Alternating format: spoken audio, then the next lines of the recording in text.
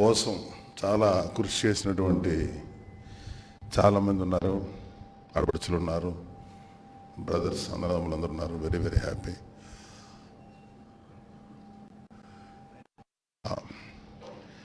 ఇది ఓన్లీ ఒక friendly meeting, ఆత్మీయ సమావేశం అన్నారు కాబట్టి నేను అదే టోన్లో మాట్లాడతాను.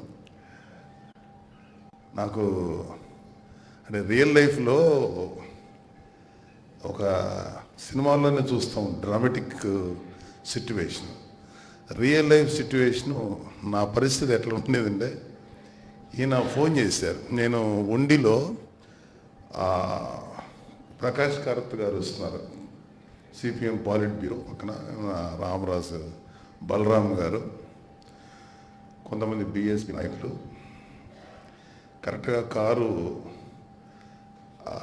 అది ఎవరండి, ఇది ఉండిలో మెయిన్ అది ఆకివీడిలో మీటింగ్ పెట్టారు.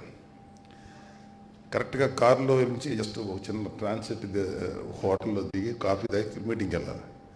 అప్పుడు ఫోన్ చేసిన కళ్యాణ్ బాబు అన్కాన్షియస్ అయ్యాడు. అన్కాన్షియస్ అవడం అంటే అది ఈజీగా తీసుకున్నటువంటి విషయం కాదు. 100 రకాల సిట్యువేషన్స్ ఉంటాయి. అది నాకు కొంచెం కర్మ ఏంటంటే కొంచెం మెడికల్ నాలెడ్జ్ ఉండటం కూడా మంచిది కాదు. మనిషికి ఏం తెలియకుండా ఉండటం బెటర్. ఏమై ఉంటుంది అని చెప్పి నాకు టోటల్గా మైండ్ ఆఫ్. మీటింగ్కి వెళ్ళి మాట్లాడాలి. అసలు ఎవరు అందరూ ముఖాలు చూస్తున్నాను తప్ప ఎక్కడ ఫోకస్ చేయలేకపోతున్నాను. ఎలా ఉందో అతనికి, ఏం చేస్తున్నాడో అంటే చాలా టెన్షన్ అయిపోయాయి అనమాట. సరే పర్లేదా, బాగానే ఉందంటే బాగానే ఉందని పెట్టేశారు ఆయన ఫోన్. మాకు ఇన్ఫార్మ్ చేయాలి కాబట్టి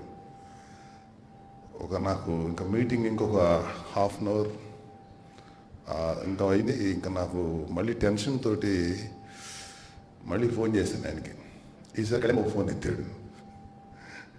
ఫోన్ తీసి నీకేదో ఒంట్లో బాగాలేదు కదా అని అడిగితే ఈయన ఇవన్నీ మామూలుగా ఆడుకో ఎందుకు చెప్పారని నేనేం అనలేకపోయాను. ఇంకా ఒంట్లో బాగాలేదంట అంటేనేమో అసలు అలాంటి మాట్లాడాడు. చాలా టఫ్గా ఉంటాడు. సరే భీమవరం వస్తున్నామంట కదా అన్న. లేదులే అని సరే పెట్టేస్తాను ఫోన్. అప్పుడు కొంచెం కుదుటపడ్డా, పర్లేదు బాగానే ఉన్నాడు మాట్లాడాను. సరే ఆ రోజు మీటింగ్ అయితే బాగానే అయింది, కానీ లోపల చాలా బాధ వేసింది. ఎందుకంటే టూ మచ్ ఆఫ్ అంటే శరీరానికి కూడా ఒక లిమిట్స్ ఉంటాయి. అది మనం ఎంత గొప్ప కారణం కోసం ఫైట్ చేయొచ్చు, ఎంత ఇష్యూ కోసం ఫైట్ చేయొచ్చు, కానీ హెల్త్ని కూడా నిర్లక్ష్యం చేసి అంత ఫైట్ చేయకూడదని నా ఫీలింగ్. అంటే మనం అనేది ఉంటేనే కదా ఏదైనా ఫైట్ చేయాలి. అంత రిస్క్ జోన్లోకి వెళ్ళాడు కళ్యాణ్ బాబు. యాక్చువల్గా దాన్ని అసలు మనం సప్రెస్ చేసేసాం. జస్ట్ అన్కాన్షియస్ అయ్యారు అని చెప్పేసి మనం మీడియాకు కూడా ఎక్కువ ఇవ్వాల. అదే మన టీడీపీ వైసీపీలు అయితే దాన్ని ఒక గొప్ప ప్రచారాస్త్రంగా పడుకునేవాళ్ళు. మనం అసలు అది తీసేసాం. మనకు అలాంటి ఆలోచన ఉండకూడదని. ఎందుకంటే మనం వచ్చింది క్లీన్ పాలిటిక్స్ చేయడానికి తప్ప ఇలాంటి పాలిట్రిక్స్ చేయడానికి కాదు మనం వచ్చింది. మన కళ్యాణ్ బాబుని కలిసాం. నేను ఒక 3 hours తమ్ముడితో మాట్లాడడానికి అవకాశం వచ్చింది, వెళ్ళాను. జనరల్గా అంటే నేను కొంచెం లేట్గా వెళ్ళాను, ఎందుకంటే తనకు బోల్డ్ మీటింగ్స్, తను ఇంకా నీరసం తగ్గల. Is taking treatment. చాలా నీరసంగా ఉన్నాడు. అంటే ఎంటైర్ శ్రమ ఒక్కసారి వర్క్ మోడ్లో నుంచి కొద్దిగా రిలాక్స్ మోడ్లోకి రాగానే ఎంటైర్ శ్రమ అంతా ఒక్కసారి పడిన కష్టం, లేకపోతే ఏవైతే వెయిటింగ్లో ఉంటాయో అన్హెల్తీ ఇష్యూస్ అన్నీ మళ్ళీ వస్తాయి. అలా నీరసంగా ఉన్నాడు. So is taking treatment. నాకు తెలిసి మళ్ళీ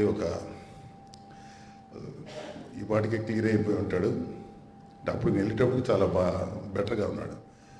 సరే మాటల్లో అడిగాం, ఏంటి మనం ఎలా చేయాలి అంటే, మనం ఇక్కడ ఒక సోషల్ చేంజ్ తీసుకురావడానికి అనేది మన మెయిన్ టార్గెట్. అది ఎప్పుడు వస్తుంది ఏంటి అనేది కంటే ప్రజల్లో ఒక మంచి మార్పు కావాలి అనేటువంటి అతని భావజాలం మళ్ళీ ఇంకోసారి నాకు చెప్పాడు. నేను నిజంగా చాలా సంతోషపడ్డా. ఎందుకంటే ఇంకా మనం కన్వెన్షనల్ పాలిటిక్స్లోనే ఉన్నాం, కన్వెన్షనల్ రాజకీయాలు చేయడంలో ఉన్నాం తప్ప ప్రజల్ని మోటివేట్ చేసేటువంటి దిశగా నాయకులు వెళ్ళాలి. ఇక్కడ మన కులం వాళ్ళు ఎంతమంది ఉన్నారు, మన అపోజిషన్ వాళ్ళు ఎంతమంది ఉన్నారు, అలాంటివన్నీ కాకుండా మనందరం మనుషులం, మనందరం ఒక గొప్ప ప్రభుత్వాన్ని ఏర్పరిచి బాధ్యతాయుతమైనటువంటి పరిపాలన అందించాలి